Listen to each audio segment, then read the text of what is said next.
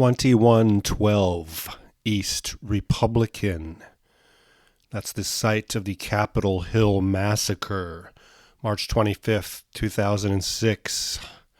Kyle Huff blows away 6 people, injures 2, and then kills himself. And the meek shall inherit the earth.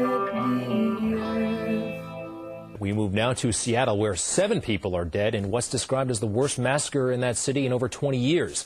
It was around 7 a.m. yesterday morning when 28-year-old Kyle Huff Spray opened fire in a house party following an all-night rave. 6 young men and women were killed. 1 is critically injured. Huff then took his own life. I actually don't like the true crime genre, and I especially don't like the my favorite murder, mass murder genre of entertainment. That's what it is, really, murder porn. But I feel that the Capitol Hill Massacre must be covered during the 52-episode run of the Doomed Planet Seattle True Crime podcast, if only because it was the biggest massacre in Seattle since the Wah-Mee Massacre, which we covered in episode 37. And so we're just really... What I'm most interested in is that this guy, Kyle Huff, a loser with bad parents, no doubt, he was invited to this rave. And of course, the rave was called Better Off Undead. It was a zombie theme. Then he gets invited to this party, after party, and he goes to this party and is hanging, and then he leaves. Then he comes back and blows people away, and a cop, and this is an example, a rare example of a hero cop. Cop shows up and says, hands up, and Kyle immediately, within a millisecond, turns the gun on himself and kills himself. That cop was in great danger given the firepower that Kyle Huff had that morning on him and in his truck. But why did he come back? I think it was because the address of the party was 2112 East Republican. This is a nice, even fancy neighborhood on Capitol Hill. These houses go for $1 million each, and 2112 Republican is actually worth more than $1 million, according to online sources. And the Great Country Doctor Community Clinic is on down the street there. And it's a beautiful, peaceful place. And I think he saw the address, and that triggered something about Rush, something about Rush's album, 2112. I have the flyer here for the Better Off Undead rave, March 24, 2006. It's some psychedelic art showing what appears to be a little girl with purple hair eating from the brains of a stuffed kitten that's in a bowl. So you have the theme of death and zombies there at this rave. Again, Kyle shows up to the after party. He's triggered by the numbers on the door, 2112. He's puts himself into this fantasy. 2112 is about this dude that discovers a guitar in the future, and music has been banned, and then the lords of the Temple of Syrinx frown upon his discovery because they don't want the people to have joy and free will. And then the dude kills himself, and I think Kyle was like, all right, it's destiny. 2112, that says it all. I'm going to become a notorious Seattle mass murderer because the band Rush has preordained my fate. There's a book by a well-known children's book author, James Preller, called Better Off Undead. And it came out in 2017. Adrian Lazarus has met with a curious fate. He's returned from the dead, and yet not a lot has changed. He's always been an outcast.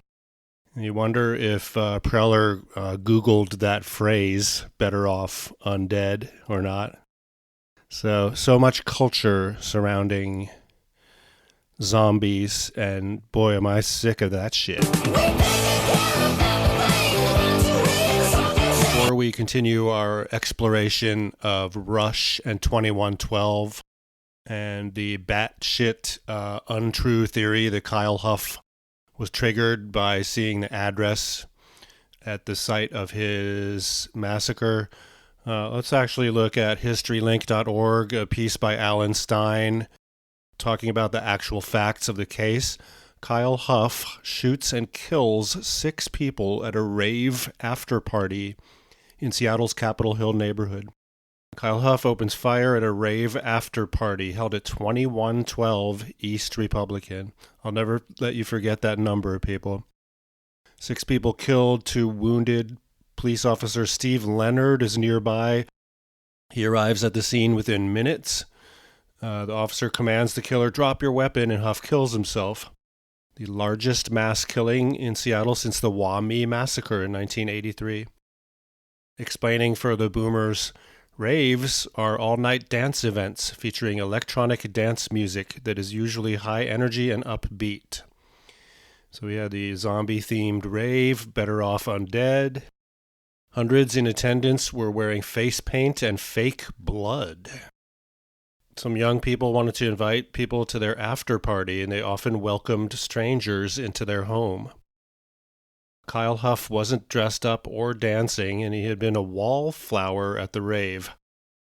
Nonetheless, Jeremy Martin, 26-year-old, offered him a pull off of his whiskey flask. And he said, hey, we got a half keg of beer back at the house. And so about 25 people were there listening to music, watching TV, drinking beer, smoking marijuana, just what kids do.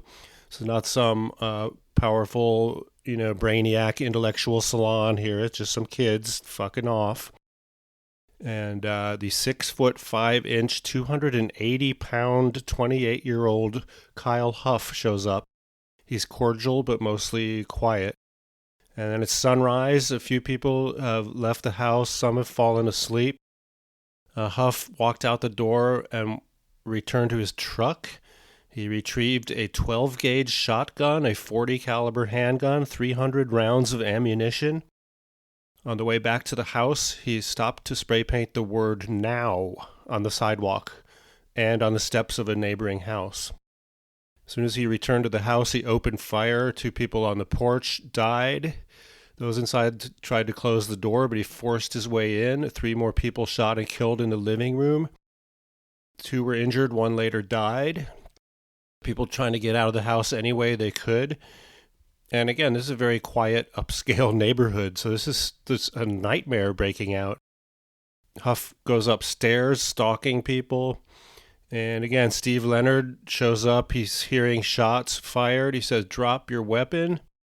And Huff kills himself. And the victims, Jeremy Martin, Melissa Moore, Justin Sushi Schwartz, Suzanne Thorne, Jason Travers, and Christopher Deacon Williamson. Melissa Moore is 14, and Suzanne Thorne is 15. So in Seattle, your parents let you go to a rave and stay out all night at a party when you're 14 and 15 years old.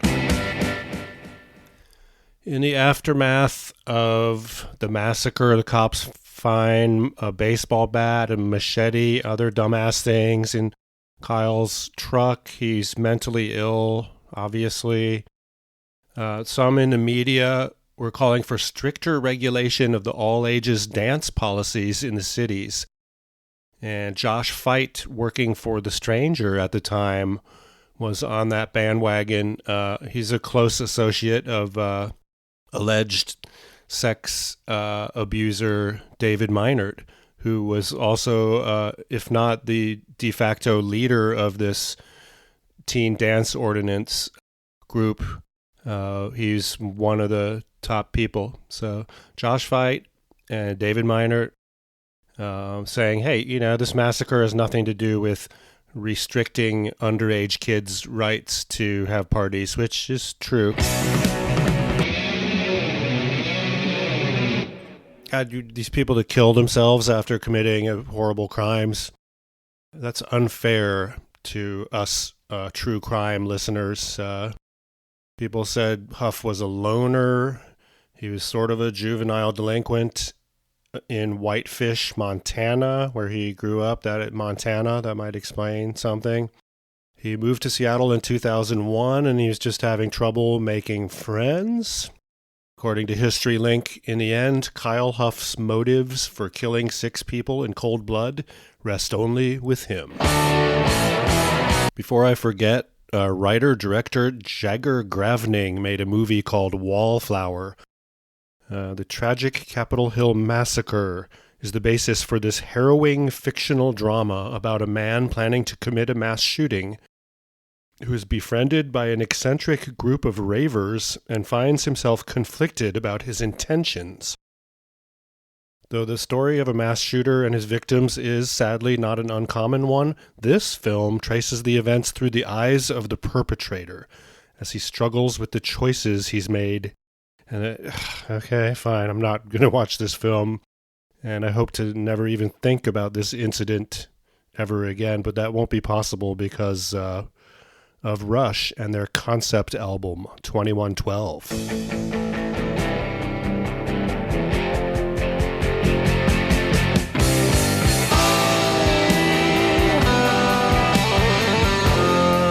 Being a cop is a sucky job. Also, usually you have to be a white supremacist and liar and sadistic. But anyway, this one guy, Stephen Leonard, he is a hero, and he is a case of having a cop there when you need a cop. He's in the neighborhood, and the police radio is saying shots fired. So he goes to 21st and East Republican, and there's, according to the Seattle PI, a group of young people gathered, standing around like zombies with 1,000-yard stares. "What's going on?" Leonard asked. No one answered. Folks were in shock. 3 people numbly pointed toward the light blue house. Leonard again asked what happened.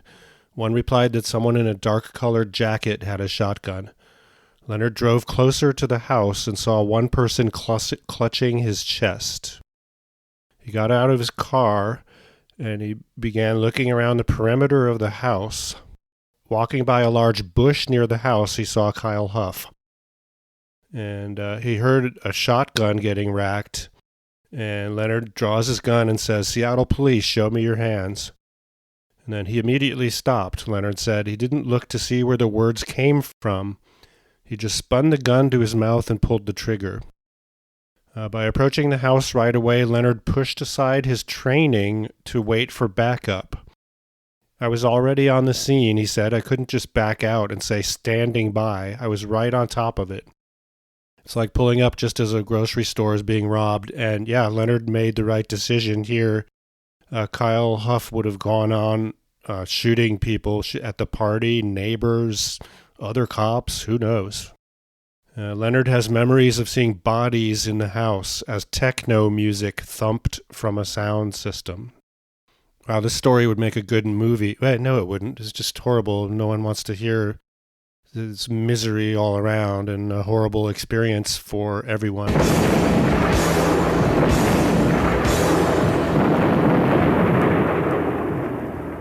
Steve Leonard still works for the SPD, for the Background Investigations Unit now. He's a background investigator and has been since 2014. I don't know if that's their looking at other cops' resumes. I don't know what that is.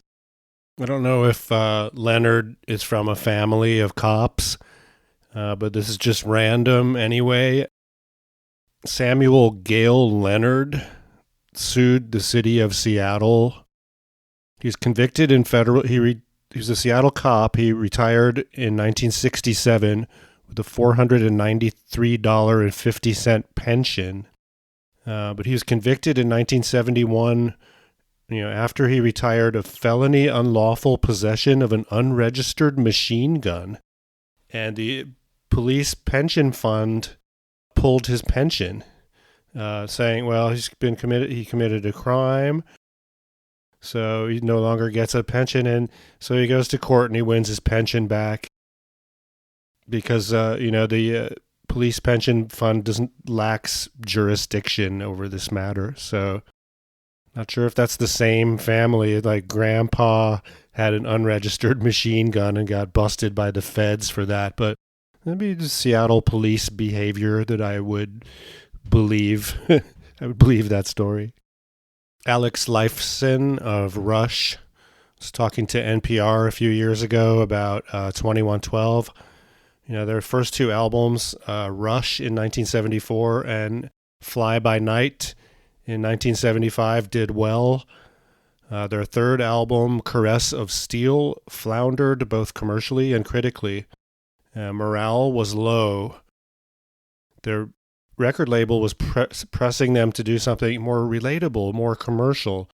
So instead they said, well, we're going to do this crazy, weird concept album partially based on an Ayn Rand novella called Anthem. And you didn't hear it here first, but Rush's lyrics, their message is very libertarian. And I know Neil Peart is the lyricist, and they have very cornball, oddball lyrics that in retrospect are very hokey. When you're a seventh grader smoking pot in a small town in Ohio and listening to this, you're like, wow, this is incredible. And then later on you realize, wow, this is a half-baked mix of Ayn Rand and, stuff from Shakespeare, just like all pop culture, the Shakespeare part at least. We are the priests of the temples of Syrinx. And don't get me wrong, I love Rush. I love Geddy Lee's falsetto, super screechy rock voice. And I love the music, but the lyrics are hokey. And I think 2112, the album, and especially that song that takes up the full side of the album, is awesome.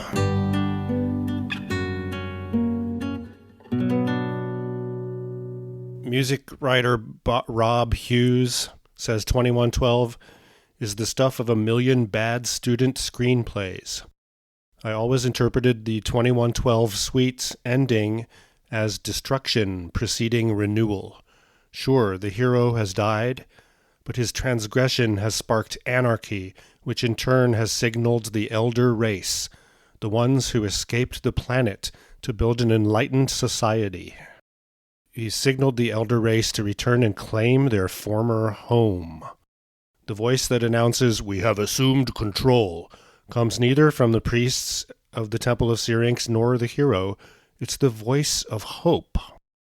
These passages were echoing through Kyle Huff's mind as he blew away those raver kids. We have assumed control. We have assumed control.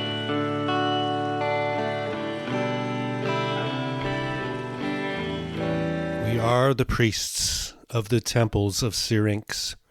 Our great computers fill the hallowed halls. We are the priests of the temples of Syrinx. All the gifts of life are held within our walls. What can this strange device be? When I touch it, it gives forth a sound. It's got wires that vibrate and give music. What can this thing be that I found?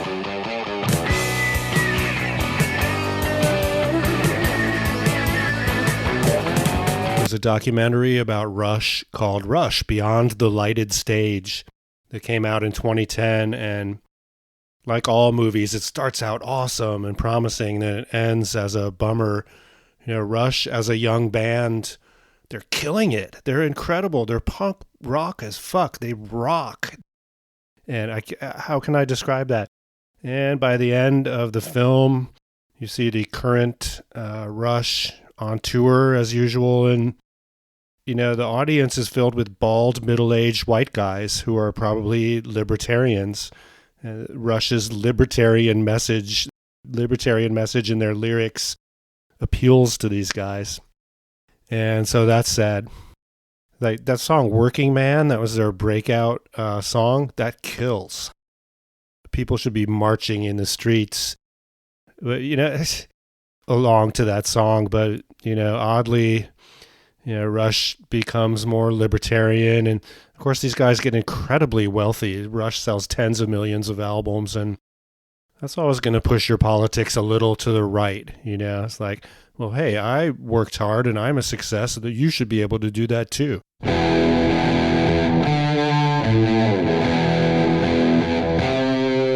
Ayn Rand was an asshole.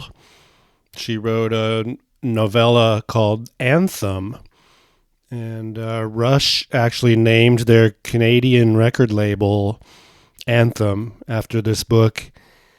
Anthem, a dystopian fiction novella on which 2112 is loosely based. They actually thank Ayn Rand in the liner notes of the album. Wasn't a big seller, but after The Fountainhead came out and became huge, they re-released Anthem, and it sold millions of copies. According to our friends at Wikipedia, Anthem is credited by Neil Peart for influencing Rush's 2112, with strong parallels to the plot, structure, and theme of Anthem. And so these guys are sitting around going like, fuck our record label. We're not going to do something commercial. Let's just do a concept album based on an Ayn Rand book. And when you think about it, well, of course, the ruling class and the powers that be in the record industry and elsewhere, that's what they want. They want kids to, get this subliminal libertarian message. Like, it's a pull your own self up by your bootstraps. We don't need no stinking big government telling us what to do or helping us somehow. We're going to be libertarians and, like Tom Sawyer, tomorrow's warrior, or whatever that line from Shakespeare or Rush is.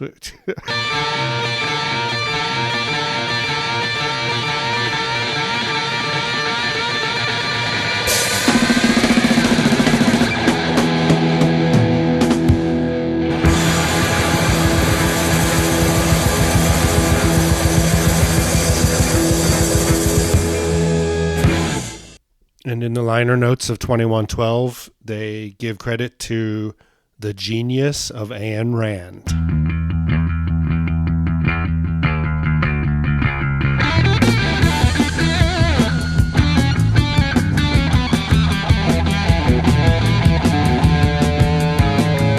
Hi, Lisa. It's Neil here. Okay. My question is, what was the inspiration behind the album 2112, and if you're surprised at how popular the album still is today? Inspiration behind it was it's difficult always to trace those lines because so many things tend to coalesce. And in fact, it ended up being quite similar to a book called Anthem by the writer Ayn Rand, but I didn't realize it while I was working on it. And then eventually, as the story came together, the parallels became obvious to me, and I thought, oh, gee, I better, I don't want to be a plagiarist here. So I did give credit to her writings in the liner notes. The sleep is still in my eyes. The dream is still in my head. I heave a sigh and sadly smile and lie a while in bed. I wish that it might come to pass, not fade like all my dreams. Just think of what my life might be in a world like I have seen. I don't think I can carry on this cold and empty life. My spirits are low in the depths of despair. My lifeblood spills over. The sleep is still in my eyes. The dream is still in my head. It's a great YouTube channel called Polyphonic, and they have a little 10-minute clip about the philosophy of Rush. And guess what? They're libertarians. So we're going to wrap up Doomed Planet, the podcast, episode 44, Kyle Huff is Better Off Dead, by borrowing heavily from the Polyphonic website. We'll just play some clips of their theories of, why Rush is this libertarian band. My theory is that, of course, corporate capitalist society will accept you and make you famous if you preach this sort of free market nonsense. That's what everyone wants. That's in power for you to believe that kind of hokum. And it's too bad because without the lyrics, Rush kicks ass. Kyle Huff, he's at this after party. He's this oddball, this wallflower that doesn't fit in. And he's like, The address here is 2112. 21? No, that can't be 2112 East Republican. Well, I know what I have to do. I got to go to my truck and get some guns and then kill a bunch of people and then kill myself. Of course, that's the answer. I don't think I can carry on this cold and empty life. Podcast, shout out. Podcast, shout out. So hard to believe it's early August and our goal of producing one podcast episode a week. We're on episode 44, so we have to congratulate ourselves on that and on our cold and empty life.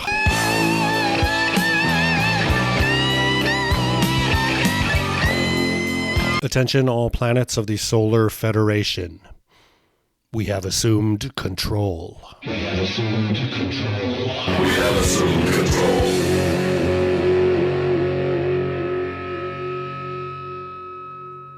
In addition to being an excellent drummer, Peart also took over as the band's lyricist. Peart was a voracious reader, and many of the texts he would devour made their way into his lyrics. Of all the authors he read, though, few impacted his lyrics like Ayn Rand. We have assumed control. Rand was the creator of the philosophy of objectivism, the idea that the most moral path is to pursue one's own happiness. It's easy to see this influence on Rush in a song like Anthem. That song was the first track of Peart's first album with Rush, and it even shares a title with a Rand novella. In that song, Rush succinctly sum up the crux of Rand's theory.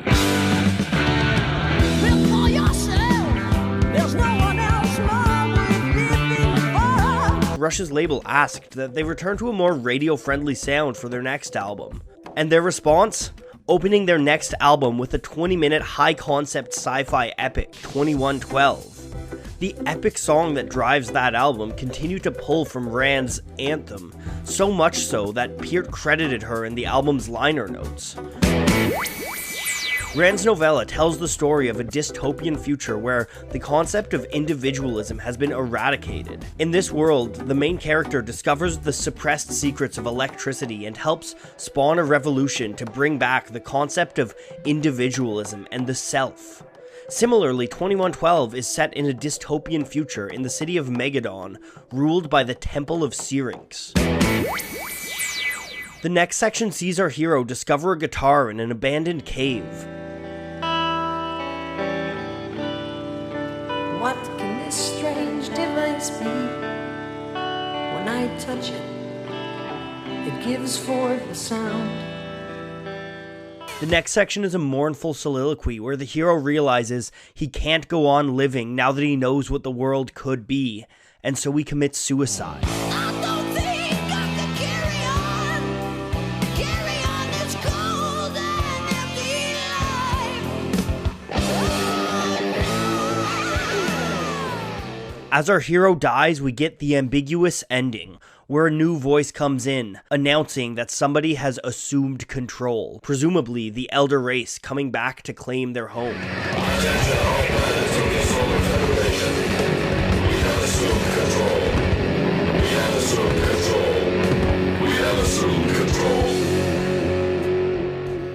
Okay, that's it for Doomed Planet, the podcast, episode 44. Kyle Huff is better off dead. Thanks to the Polyphonic YouTube channel for letting us rip a bit of your audio, some of your theories about Russia's libertarian nature. Kyle Huff, fuck off. Goodbye.